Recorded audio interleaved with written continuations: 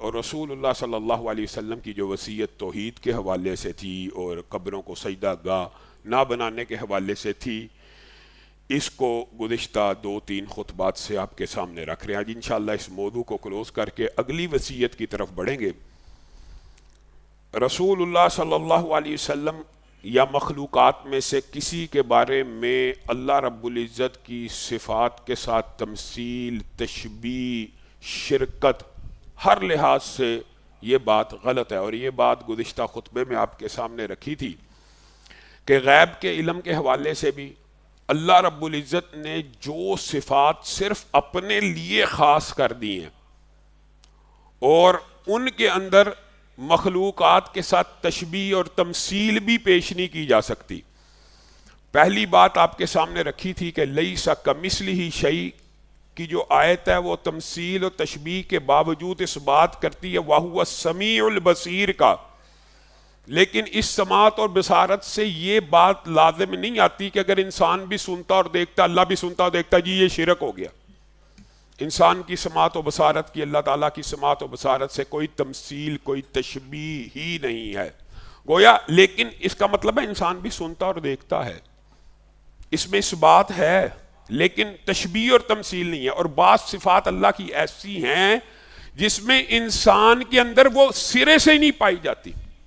وہ بعض صفات گزشتہ خطبے میں آپ کے سامنے رکھی تھی، اس میں ایک علم غیب بھی ہے، ایک مشکلات کو رفع کرنا بھی ہے، مصیبتوں کو دور کرنا بھی ہے، حاجت روائی، مشکل کشائی بھی ہے۔ رسول اللہ صلی اللہ علیہ وسلم کی اپنی زندگی اور قرآن میں یہ جو توحید فی الاسماء والصفات کا باب ہے، یہ اتنا اہم ہے کہ بعض جملے بھی اللہ رب العزت نے قرآن پاک میں اس توحید کو سمجھانے کے لیے نازل فرما دی۔ رسول اللہ صلی اللہ علیہ وسلم کے پاس لوگ آئے اور آپ سے آ کے پوچھنے لگے روح کیا ہے، اصحاب کہف کیا ہیں، ذوالقرنین کیا ہیں؟ رسول اللہ نبی ہیں، پیغمبر ہیں۔ ان سے جب یہ یہودیوں نے آ کے سوال پوچھا تو رسول اللہ صلی اللہ علیہ وسلم نے بالکل نارمل انداز میں یہ کہا، ٹھیک ہے آپ نے یہ سوال مجھ سے پوچھ لی ہیں، میں ان سوالوں کا جواب آپ کو کل دوں گا۔ پہلی بات کہ رسول اللہ صلی اللہ علیہ وسلم کہہ رہے ہیں کہ میں سوالوں کا جواب کل دوں گا، اس کا مطلب ہے آج نہیں دوں گا، اور آج میں آپ کو نہیں بتلا رہا کیونکہ اللہ تعالیٰ نے ابھی مجھے ان کے بارے میں نہیں بتلایا، اور قرآن کی متعدد آیتیں ہیں، اور آپ اس وقت وہاں پہ موجود نہیں تھے اور آپ کو علم نہیں تھا۔ اللہ تعالیٰ بار بار قرآن میں یہ آیتیں گزشتہ خطبے میں آپ کے سامنے رکھیں کہ یہ ہم انباء الغیب آپ کی طرف وحی کر رہے ہیں جس کے بارے میں آپ کو پہلے علم نہیں تھا۔ اگر پہلے علم تھا تو وحی کرنے کی ضرورت کیا؟ اور آپ اس وقت موجود نہیں تھے جب وہ قرہ ڈال رہے تھے کہ کون کفالت کرے گا، اور آپ کو اس چیز کا علم نہیں تھا، نہیں تھا، نہیں تھا۔ یہاں پہ بھی رسول اللہ صلی اللہ علیہ وسلم نے کہا میں کل بتاؤں گا، آج اگر علم ہوتا اس وقت ان باتوں کا تو اسی وقت بتلا دیتے۔ اب یہ کہیں گے یہ جی دیکھا جی وابی گستاخ نے، یہ جی گستاخ ہے، لیکن اللہ تعالیٰ نے بھی اس عقدے کو مکمل طور پہ کھولنا تھا، یہیں پر بس نہ کیا۔ رسول اللہ صلی اللہ علیہ وسلم نے کہہ تو دیا میں کل بتاؤں گا، لیکن انسان ہونے کے ناطے سے ان کے منہ سے یہ لفظ نہ نکلا انشاءاللہ۔ وہی اب رسول اللہ صلی اللہ علیہ وسلم نے وعدہ کیا میں کل بتا دوں گا، اور اب رسول اللہ صلی اللہ علیہ وسلم منتظر ہیں کہ جبریل امین آئیں گے، مجھے بتلائیں گے، میں ان کو بتلا دوں گا۔ جبریل آ نہیں رہے، ایک دن گزر گیا، دوسرا دن گزر گیا، رسول اللہ صلی اللہ علیہ وسلم بھی بے قرار ہو گئے کہ اب یہ یہودی ہیں، انہوں نے پوچھا ہوا اور میں پیغمبر اور رسول ہوں اور جبریل میرے قلب اطہر پہ اترتے ہیں، تو یہ کیسی سچویشن ہے؟ اگر میں نے اب ان کو جواب نہ دیا تو یہی سمجھیں گے کہ جبریل ان کے قلب اطہر پہ نازل بھی نہیں ہوتا۔ تو اللہ تعالیٰ نے سب سے پہلے قرآن کی یہ آیتیں نازل کی، ولا تقولن لشیء انی فاعل ذلک غدا الا ان یشاء اللہ. پیارے نبی آپ کو بھی یہ بات زیبا نہیں، پیارے نبی کو، کہ آپ کہیں میں کل یہ کام کروں گا، میں کل آپ کو یہ بتاؤں گا، الا ان یشاء اللہ. آپ نے انشاء اللہ کیوں نہیں کہا؟ رسول اللہ کو اللہ تعالیٰ تنبیہ کرے. یہ ان آیات میں سے ہے، یہ ان آیات میں سے ہے جہاں پہ اللہ رب العزت نے رسول اللہ کے جو اجتہادات ہیں ان کی اصلاح فرمائی. رسول اللہ صلی اللہ علیہ وسلم بھی اجتہاد کیا کرتے تھے، اور اللہ تعالیٰ چاہتا تو جاری رکھتا، اور اللہ تعالیٰ چاہتا تو اس کی اصلاح فرما دیتا. قرآن پاک میں ان آیات کی تعداد کے اوپر اختلاف ہے کہ یہ کتنی آیات ہیں، لیکن مقامات آپ کو یاد ہیں. عبس وتولی لما تحرم ما احل اللہ لک. رسول اللہ صلی اللہ علیہ وسلم کے بارے میں قرآن میں یہ آیات تقریباً 10 سے زائد ہیں، جہاں پہ رسول اللہ صلی اللہ علیہ وسلم کے اجتہاد کو اللہ تعالیٰ نے کہا آپ اپنے اوپر کیوں حرام کرتے ہیں؟ آپ حرام کریں گے امت پہ شہد حرام ہو جائے گا. آپ نے تیوری کیوں چڑھائی؟ آپ کو اس بات سے کیا لگے میں رب ان کو معاف کروں یا نہ کروں؟ تو یہ بھی آیت انہی آیات میں سے ہے کہ آج کے بعد آپ نے جب بھی کسی سے وعدہ کرنا ہے کل کے کام کے حوالے سے، تو ساتھ میں کیا کہنا ہے؟ انشاءاللہ. اب رسول اللہ صلی اللہ علیہ وسلم کے اوپر جب یہ آیات نازل ہو گئی، پھر اللہ تعالیٰ نے تینوں سوالوں کے جواب بھی بتلا دیے. لیکن کیا یہ عقیدہ بھی سمجھایا کہ نہیں؟ اور اس کے بعد آپ دیکھیں رسول اللہ صلی اللہ علیہ وسلم کے پاس ایک صحابی آئے، لمبا چوڑا واقعہ مختصر جو ہمارے موضوع سے متعلق ہے. آ کے کہنے لگے، کچھ بات چیت ہوئی تو جواب میں کہنے لگے ما شاء اللہ وما شئت، جو اللہ چاہے اور جو آپ چاہیں، جو اللہ چاہے اور جو آپ چاہیں. یہ ایک عمومی جملہ تھا عرب کلچر میں، آج بھی ہمارے معاشرے میں یہ جملہ بولا جاتا ہے. حتیٰ کہ چھوٹے چھوٹے اساتذہ، چھوٹے چھوٹے لیڈروں کے سامنے بھی، استاد جی جو آپ چاہیں، یہ ایک نارمل بات ہے، یہ عرف تھا. لیکن رسول اللہ صلی اللہ علیہ وسلم نے عربی کے اس عرف کو بھی وہاں پہ اب ٹھیک کر دیا. دیکھیں یہ عام، آپ دیکھیں آپ کسی افسر کے پاس جائیں، جو آپ چاہیں آپ بھی کہہ دیتے ہیں، جیسے آپ کی مرضی، جیسے آپ چاہیں.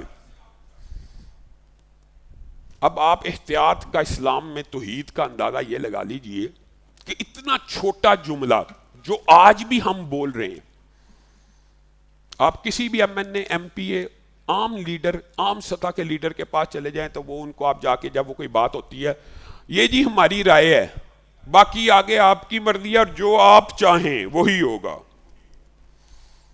رسول اللہ صلی اللہ علیہ وسلم نے اس جملے کو جب سنا، ما شاء اللہ و ما شئت، اس لفظ کو بھی آگے جا کے بیان کریں گے وہ کہ اس واو کے ساتھ کیا فرق پڑتا ہے اور سما کے ساتھ کیا فرق پڑتا ہے. جو آپ چاہیں اور جو اللہ چاہے. رسول اللہ صلی اللہ علیہ وسلم چونک اٹھے اور کہا اجعلتنی للہ ندا، کیا تو نے مجھے میرے رب کے ساتھ شریک ٹھہرا دیا ہے؟ قل ما شاء اللہ وحدہ. آج کے بعد جب بھی کسی نے میرے سے کلام کرنا تو وہ یہ کہا کرے جو اکیلا اللہ چاہے. اب یہ بات علماء نے، اسکالرز نے ان احادیث کی تشریحات میں بڑی بڑی عمدہ باتیں کی کہ جب آپ کسی کام کی نسبت اللہ کے ساتھ کر دینا تو پھر اس کی ساتھ میں آپ کے ساتھ واو عطف کے ساتھ نہیں کرنی. اتنی تنبیہ کی ہے کہ یہاں پہ کوئی عمومی بات جس کی میں نے آپ کے سامنے مثال دی تھی وہ صرف نسبت مخلوق کی طرف ہو، وہ انشائیے میں، ادب میں اور تکلم میں بغیر خدا کی نسبت کے درست ہوتی ہے، کیونکہ اس سے مراد شرک نہیں ہوتا. لیکن جب آپ کسی ایسے کام کی نسبت کسی شخص کی طرف کریں جو کیا چاہے اس نے ہو لیکن پہلے اللہ کا نام لیں، تو پھر اس کے ساتھ نسبت واو اللہ اور تیری کے ساتھ نہیں کی جا سکتی. اس کا کیا مطلب ہے؟ عام فہم انداز میں کچھ باتیں بعض اوقات آپ احباب کو مشکل لگتی ہیں، یہ بڑی آسان باتیں ہوتی ہیں. ویسے مدارس میں چونکہ علماء پڑھتے ہیں تو کئی مرتبہ یہ باتیں آپ لوگوں کو ثقیل لگتی ہیں کہ یہ کیا باتیں شروع ہو گئی ہیں، واو عطف کی ہے وہ، یہ چھوڑے. یہ اردو ٹرانسلیشن کے اعتبار سے سمجھیے. ایک کھلاڑی ہے، میچ میں اس نے بڑی اچھی کارکردگی دکھائی، میچ جیت گئے، اور ایک شخص اٹھے اور وہ کہے اللہ اور فخر زمان صاحب نے میچ جتوا دیا. علماء کے نزدیک یہ جملہ درست نہیں ہے، کیونکہ پہلی نسبت اللہ کے ساتھ کی اور کر کے فخر زمان کے ساتھ کر دی، یعنی فخر کو اور اللہ کو آپس میں شریک ٹھہرا دیا. تو اس جملے کی اصلاح محدثین نے کی ہے، عربی لغت میں بھی اور اردو میں بھی اس کا ٹرانسلیشن اور ترجمہ کیا جا سکتا ہے کہ جب بھی کسی چیز کی نسبت اللہ کے ساتھ کی جائے اور مخلوق کا اس میں عمل دخل یا کارکردگی شامل ہو تو ثم کا لفظ یوز کرنا چاہیے اور اس کے بعد کا لفظ یوز کرنا چاہیے. ثم سے مراد اس کے بعد. اللہ نے فتح دی اور اس کے بعد فلاں کھلاڑی کی کارکردگی کی وجہ سے بندہ میچ جیت گیا، یہ جائز ہے. اللہ اور فلاں کھلاڑی نے میچ جتا دیا، یہ حرام ہے. اللہ اور فلاں کھلاڑی نے میچ جتا دیا، یہ کہنا شرک کے راستے اتنے سنگین ہیں. ان احادیث اور ان آیات کی تشریح میں عملی طور پہ محدثین نے یہ باتیں لکھی ہیں. اللہ اور فلاں نے جتوا دیا، اللہ اور فلاں کی وجہ سے یہ کام ہو گیا، اللہ اور ڈاکٹر کی وجہ سے شفا مل گئی، اللہ اس کے بعد ڈاکٹر نے جو دوائی دی تھی اس کے سبب شفا مل گئی، یہ جملہ درست ہے. اس کے بعد ثم، لیکن حالی بندہ یہ کہ مجھے اللہ نے اور ڈاکٹر نے شفا دے دی، یہ جملہ درست نہیں ہے. اللہ اور ڈاکٹر نے شفا دے دی نہیں. ہاں جب بھی آپ نے کوئی ایسا جملہ بولنا ہے تو یا تو اس کے اندر لفظ ثم لگانا ہے، اللہ کے فضل، اور اس کے بعد جملہ ٹھیک ہو جائے گا، جائز ہو جائے گا، درست ہو جائے گا، کوئی حرج نہیں ہے. اسی لیے رسول اللہ صلی اللہ علیہ وسلم نے فرمایا تھا شرک اتنی خاموشی سے چونٹی کی طرح چال چلتے چلتے انسان کے اعمال میں شامل ہو جاتا ہے اور انسان کو پتہ ہی نہیں ہوتا یہ ہیں وہ اعمال. اور واقعی حقیقت بھی بات یہ ہے کہ انسان کے وہم و گمان میں نہیں ہوتا جی آج بابر صاحب نے میچ جتا دیا، انسان کو پتہ ہی نہیں ہوتا میں کیا کہہ رہا ہوں. چونٹی کی سے چال کے ساتھ انسان کے دماغ میں یہ بات بھی نہیں ہوتی. لیکن یہ باب اسماء و صفات کا، اس کو سمجھنے کی ضرورت ہے، اس کے اوپر غور و فکر کرنے کی ضرورت ہے کہ جس طرح نہ میری رب کی ذات کا کوئی شریک ہے، اسی طرح بعین اسی طرح میرے رب کی صفات کا بھی کوئی شریک نہیں. جس طرح ذات کا شریک نہیں ہے اسی طرح صفات کا بھی شریک نہیں ہے. کسی صفت کا معمولی انداز میں کسی شخص میں یا مخلوق میں پایا جانا بھی شرک نہیں ہوتا. انسان یہ سارا مقدمہ شرک کا ان بنیادوں پہ لڑا ہے. دیکھے جی انسان بھی دیکھتا سنتا ہے، اللہ بھی دیکھتا سنتا ہے، انسان بھی مدد کرتا ہے، اللہ بھی مدد کرتا ہے. انسان کی مدد کرنا، انسان کا دیکھنا سننا، اللہ کے ساتھ اس کی تشبیہ اور تمثیل کوئی نہیں ہے. اللہ کے بندو اگر آپ اس باب کو پڑھیں گے اور کوشش کیا کہ آپ کے سامنے اس کو مکمل بیان کیا جائے. محدثین نے تو اللہ رب العزت کی صفات کے حوالے سے انسانوں کو اور مخلوقات کو عجیب انداز میں تنبیہ کی ہے. اس کی ایک مثال انہوں نے یوں دی ہے. حضرت موسیٰ کا مکالمہ بھی ذکر کیا اللہ رب العزت کے ساتھ. اس کا حاصل کلام یہ ہے کہ یہ دنیا میں جتنی مخلوقات ہیں، اب آپ ذرا ذہن کھولیے، دنیا میں جتنی مخلوقات ہیں، کیڑے چرند پرند، ایک سیل والی، ملٹی سیلز والی، انسان، گائے بھینس گھوڑا درخت چرند پرند جمادات نباتات، اللہ اکبر، جتنی مخلوقات ہیں، صرف زمین پہ نہیں کائنات میں جتنی مخلوقات ہیں، جتنے عدد ہیں، جتنی تعداد ہے، ان میں سے ایک نمبر، ایک مخلوق سے بھی اگر اللہ کی توجہ اٹھ جائے اور اللہ رب العزت صرف ایک مخلوق کی طرف توجہ نہ کرے تو وہ مخلوق اسی وقت ہلاک ہو جائے. کیا مطلب؟ یہ قرآن میں بھی اللہ تعالیٰ نے کہا کہ اگر زمین آسمان کو اللہ تعالیٰ کی ان کی طرف توجہ نہ ہو اور اللہ نے ان کو پکڑا نہ ہو, وہ تو لڑک جائیں. اور پھر کون ہے جو ان کو روک سکے؟ آپ ان جملوں کے محدثین کا شاید ادراک نہیں کر سکتے یہ کتنا بڑا جملہ ہے. اپنے اوپر غور کیجئے, میرے اوپر غور کیجئے, صرف اس حال کے اندر بیٹھے ہوئے لوگوں کے اوپر غور کیجئے. اگر اللہ کی توجہ ہم میں سے کسی ایک سے بھی اٹھ جائے تو اس کی وقت اس کا دل دھڑکنا بند ہو جائے. یہ اللہ کی وجہ سے دل دھڑک رہا ہے, یہ اللہ کی وجہ سے نظر چل رہی ہے, یہ اللہ کی وجہ سے خون دوڑ رہا ہے. یہ صرف اس مسجد میں بیٹھے انسانوں کی بات نہیں, زمین کے اوپر جتنی مخلوقات ہیں ان میں سے کسی ایک مخلوق سے اللہ کی توجہ ختم ہو جائے تو وہ ہلاک ہو جائے. اب آپ بتائیے آپ کا رب کون ہے؟ اس کی کوئی تمثیل, تشبیہ اور مثال اور شرک کیا جا سکتا ہے؟ وہ رب جو ایک پتھر کے اوپر چلنے والی چونٹی کو بھی کی طرف بھی متوجہ ہے,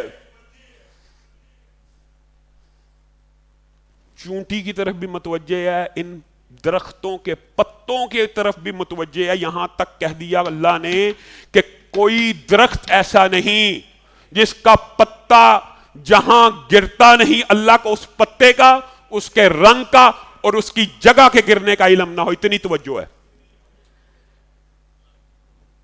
جو رب مخلوقات کی طرف اتنی متوجہ ہے کہ تیرا میرا دل اس رب کی وجہ سے دھڑک رہا ہے, وہ رب تیری میری سنتا نہیں ہے. شرک کا سارا مقدمہ یہاں سے شروع کرتے ہیں. جس رب کی توجہ کی وجہ سے اور نظر کی وجہ سے میں اور تو زندہ ہیں, وہ رب ہماری گفتگو نہیں سنتا. وہ چونٹی کو قدموں کو دیکھ بھی رہا ہے, اس کی چاپ کو سن بھی رہا ہے, لیکن تیری میری بات نہیں سنتا.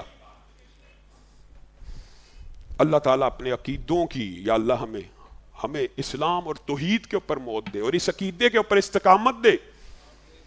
یہ عجیب و غریب فلسفہ ہے, یہ عجیب و غریب. آپ احباب نے یہ گزشتہ جو 4 خطبات ہیں اور یہ جو باتیں ہیں اس کے اوپر غور و فکر بھی کرنا ہے, اس کا ابلاغ بھی کرنا ہے. اس کے بارے میں کوئی اشکال ہو, کوئی سوال ہو, اس کے لیے بھی ہم حاضر ہیں. لیکن توحید تو یہ ہے کہ خدا حشر میں کہے یہ بندہ 2 عالم سے خفا میرے لیے تھا. یہ ایک سجدہ جسے تو گراں سمجھتا ہے 1000 سجدوں سے دیتا ہے آدمی کو نجات. رب کافی ہے, رب کافی ہے. اللہ تعالیٰ قرآن میں کہتا ہے کیا تمہارا رب تمہارے لیے کافی نہیں ہے؟ نہیں کافی نہیں ہے. ہمیں پیر بھی چاہیے, ہمیں دربار بھی چاہیے, ہمیں مزار بھی چاہیے, ہمیں حجر بھی چاہیے, ہمیں شجر بھی چاہیے. در در کی انسان ٹھوکریں کھاتا ہے جب اللہ رب العزت کی صفات کا اس کو ادراک نہ ہو. اللہ تعالیٰ کی اگر صفات کا ادراک ہو کہ اللہ تعالیٰ ہر وقت ہمیں سن رہا ہے, ہر وقت ہمیں دیکھ رہا ہے, ہر وقت ہمارے ساتھ ہے. رسول اللہ صحابہ کو سمجھا رہے ہیں ان تعبد اللہ کأنک ترا, اللہ کی عبادت ایسے کرو جیسے تم اسے دیکھ رہے ہو. سمجھ پھر نہیں آتی, پھر بھی ہم در در کی ٹھوکریں کھاتے ہیں. اللہ کی قسم, اللہ کا اتنا بڑا احسان, اور یہ مسلمانوں کے اوپر نہیں ہے کہ یہ دل مسلمانوں کے جو دھڑک رہے ہیں اللہ کی وجہ سے, مخلوقات کے جمیع مخلوقات کی حیات اس کی توجہ کی وجہ سے اسی وقت تلپٹ ہو جائے. وہ جو اسرائیلی روایات حضرت موسیٰ کی حوالے سے اس ضمن میں محدثین لے کے آئے ہیں, وہ بھی سمجھانے کے لیے لے کے آئے ہیں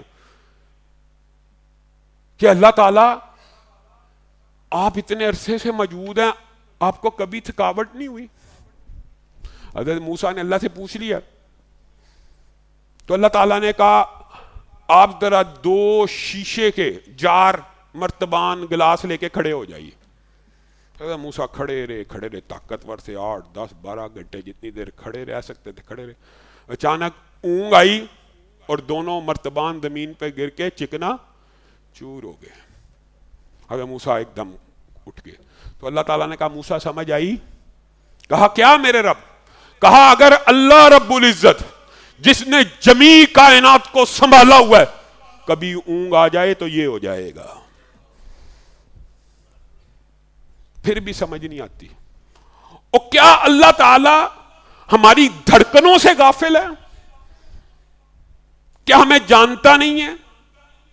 کیا ہمیں دیکھتا نہیں ہے؟ ہمیں جی وزیر کی ضرورت ہے، ہمیں جی پیر کی ضرورت ہے، ہمیں جی فلاں کی ضرورت ہے. اللہ کے لیے ان عقیدوں سے توبہ کر لو. رسول اللہ صلی اللہ علیہ وسلم کے آخری ایام ہیں اور رسول اللہ نے دین کی تبلیغ کی ابتدا جس عقیدہ توحید سے کی تھی آخر میں بھی وہی باتیں کہہ رہے ہیں، لیکن بعض باتیں اور بھی کہیں. اتقوا اللہ فی ما ملکت ایمانکم. اب یہ جو بات ہے آخری جملے رسول اللہ کے دنیا سے جانے سے قبل. اللہ سے ڈر جاؤ.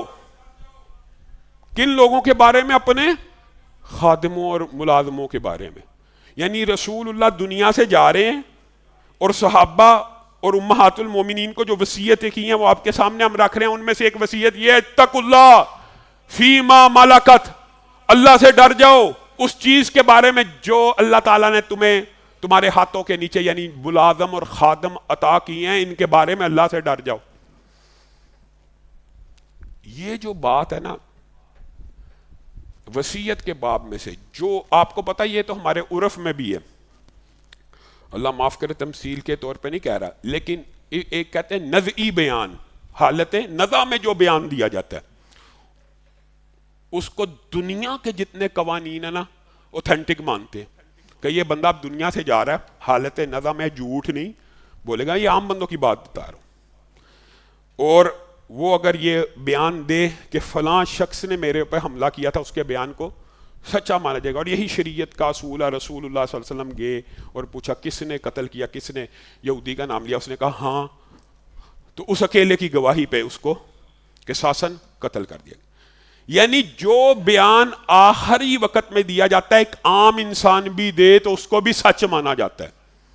اور اگر رسول خدا دیں، پیغمبر دیں، تو اس بیان کی اہمیت اور افادیت کس قدر ہوگی.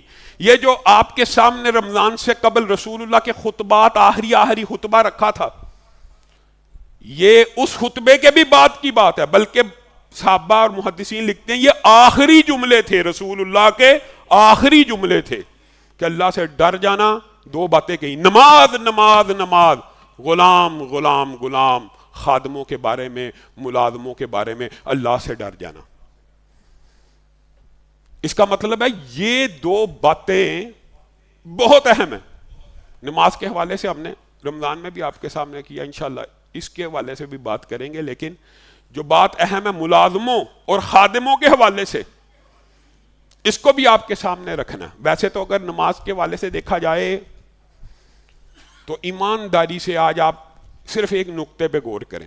ہم مسلمان گھرانوں میں پیدا ہوئے ہیں. اکثر جب ہم مسلمان گھرانوں میں پیدا ہوئے ہیں تو حقیقت بات یہ ہے کہ جو اسلام کا پہلا رکن ہے اللہ اور رسول اللہ پہ ایمان، وہ تو ہماری فطرت میں ہے.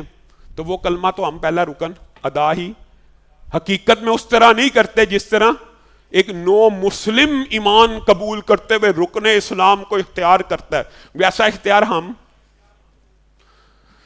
جو زکوٰۃ ہے وہ کون دیتا ہے؟ جس کے پاس پیسہ ہو، امیر ہو، وہی دیتا ہے. دوسرا رکن یہ بھی گیا. تیسرا جو حج ہے وہ کون کرتا ہے؟ جس کے پاس استطاعت ہو وہی کرے گا. تیسرا رکن بھی گیا. چوتھا رکن روزہ ہے، وہ کون رکھتا ہے؟ جو صحت مند ہوگا. جو بیمار ہے اس کو معاف ہے کہ بعد میں رکھ لے، مؤخر کر دے. بڑا مرض ہے کسی کو فدیہ دے دے. اللہ کے بندو 5 اراکین اسلام میں سے صرف ایک ہی رکن ہے جو اسلام اور کفر کے درمیان فرق ہے، وہ نماز ہے. اللہ کی قسم بہت اہم ہے. آپ خود غور کر لیں 5 اراکین میں سے بندہ بیمار ہو نماز معاف ہے، بندہ سفر میں ہو نماز معاف ہے، بندہ جہاد فی سبیل اللہ پہ ہو نماز معاف ہے، بندہ بستر مرگ پہ ہو نماز معاف ہے۔ رکن ایک ہی ہے جس کے اوپر اگر بندہ مضبوطی سے جم جائے، غریب بندے کے اوپر زکوٰۃ ہی نہیں ہے، حج ہی نہیں ہے، مریض کے اوپر روزہ ہی نہیں ہے۔ اللہ تعالیٰ آپ سے صرف ایک نماز ہی چاہتا ہے، وہ بھی پوری نہیں پڑھتے۔ اس حوالے سے آپ احباب کے سامنے گزارشات کو رکھیں گے، اور رمضان میں باجماعت نماز کے حوالے سے 20 دن لیکچر دیے تھے۔ اللہ تعالیٰ ہمیں پکا مسلمان بنائے۔ مسلمان وہی ہے جو نماز پڑھے گا، یہ پکی بات ہے۔ اور جہاں تک ملازموں کے حقوق کا تعلق ہے، تو رسول اللہ صلی اللہ علیہ وسلم نے اس کی ابتدا اس حدیث سے کی ہے، آخری وقت ہے ملازم، اور صحابہ کو کہہ رہے ہیں مجھے تم سے اب شرک کا خدشہ نہیں ہے، مجھے یہ خدشہ دنیا تمہارے اوپر مسلط نہ کر دی جائے، دنیا کے باغ دوڑ میں نہ لگ جاؤ۔ اور ملازموں کے حقوق آخری وقت میں آپ صرف اس بات کو نوٹ کیجئے کہ اس کی اہمیت اور افادیت کتنی ہوگی کہ رسول اللہ صلی اللہ علیہ وسلم چند لمحے بھی جو مل رہے ہیں اس کے بارے میں امت کو حکم دے رہے ہیں، اس کی کچھ اہمیت ہے۔ اور رسول اللہ صلی اللہ علیہ وسلم کہتے ہیں میں 3 انسانوں کا مقدمہ کل قیامت کے دن میں محمد صلی اللہ علیہ وسلم وکیل بن کے لڑوں گا۔ ان میں سے ایک شخص وہ ہوگا جو ملازم ہوگا، جو اجرت کے اوپر رکھا گیا خادم ہوگا، اور اس کو تو نے کام تو لے لیا اور مزدوری دینے کی باری آئی تو چون چرا کرنے لگا، اس کی اجرت نہ دی۔ حقوق کی ابتدا یہاں پہ ہے۔ ملازم کا سب سے پہلا حق یہ ہے کہ جس کام کے عوض اس کے ساتھ تنہا مقرر کی گئی ہے، اجرت مقرر کی گئی ہے، اس کا پسینہ خشک ہونے سے پہلے اس کے جیب میں ڈال دی جائے، ورنہ محمد صلی اللہ علیہ وسلم اس خادم، اس ملازم کی طرف سے آپ کے خلاف مقدمہ درج کریں گے۔ وکیل رسول اللہ ہوں گے اور ملزم تم ہوگے، جیت جاؤ گے مقدمہ۔ پہلا حق خادم اور ملازم کا یہ ہے۔ دوسرے حق کے بارے میں، تیسرے حق کے بارے میں ترتیب کے اوپر علماء کے مختلف ذہن ہوتے ہیں کہ یہ پہلا، یہ دوسرا، یہ، لیکن بڑے حقوق میں سے دوسرا حق یہ ہے کہ ملازم اگر غلطی کرے تو اس کو معاف کیا جائے۔ یہ رسول اللہ کی متعدد احادیث ہے، متعدد ایک نہیں ہے۔ اگر ملازم تمہارا کام تمہاری مرضی کے مطابق کرے تو اچھا سلوک کرو، اگر تمہاری مرضی کے مطابق نہ کرے تو اس کو معاف کر دو۔ اور اگر تم اس سے تنگ آ گئے ہو، یہ بھی حدیث کے الفاظ ہیں، وہ تم پہ غالب آ گیا، یعنی تمہارا کام کرتا ہی نہیں، اب وہ اپنی مرضی کا مالک ہے، جب تم اس کو کام کہتے ہو، جب اس کے پاس ٹائم ہے تب اس نے کرنا ہے، فی الفور کرنا نہیں، تو رسول اللہ صلی اللہ علیہ وسلم نے اس کے اوپر بھی ظلم کا نہیں کہا، بلکہ کیا کہا؟ اس کو آزاد کر دو، اس کو فارغ کر دو، اس کو نوکری سے نکال دینا، ظلم نہیں کرنا کہ اب اس نے کام نہیں کیا اب میں بدلہ لوں گا، بدلہ نہیں لینا۔ کام تمہاری مرضی کا نہیں کیا تو معاف کرنا، مرضی کا کیا تو شاباش دینی ہے، اچھا سلوک کرنا ہے۔ اور اگر تمہاری مرضی کا کرتا ہی نہیں ہے، تمہاری طبیعت کے موافق نہیں ہے، یہ رسول اللہ کی یہ شریعت کے احکامات ہیں، پھر اس کو نوکری سے نکالنا ہے، اس کے پیچھے لگ نہیں جانا، میں نو ذلیل کرنا ہے، میں نو دسنا سواد، میں نو لوکا دے، اس سے معذرت کر لینی ہے، بھائی آپ ہمارے بارے میں نہیں آ رہے، آپ چلے جائیں، آپ کی یہ جو اجرت ہے یہ پچھلی پوری ہے، آپ فارغ ہیں۔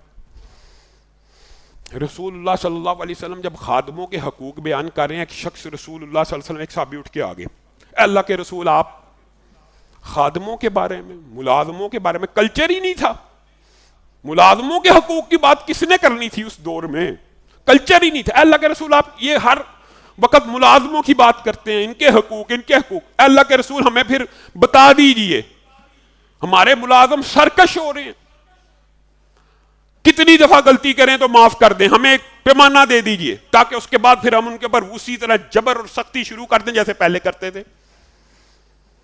رسول اللہ صلی اللہ علیہ وسلم خاموش ہوئے، خاموش رہے، کچھ دیر خاموش رہے، پھر پوچھا گیا، پھر رسول اللہ صلی اللہ علیہ وسلم نے سر اٹھایا اور امت کو ایک نصیحت کی، کاش کہ اس نصیحت کے اوپر میں اور آپ عمل کر لیں، اللہ کی قسم معاملات ٹھیک ہو جائیں گے۔ رسول اللہ نے کہا اگر پیمانہ پوچھنا چاہتے ہو، مفہوم یہ پیمانہ کہ کتنی دفعہ معاف کرنے کے بعد سختی کی گنجائش ہے؟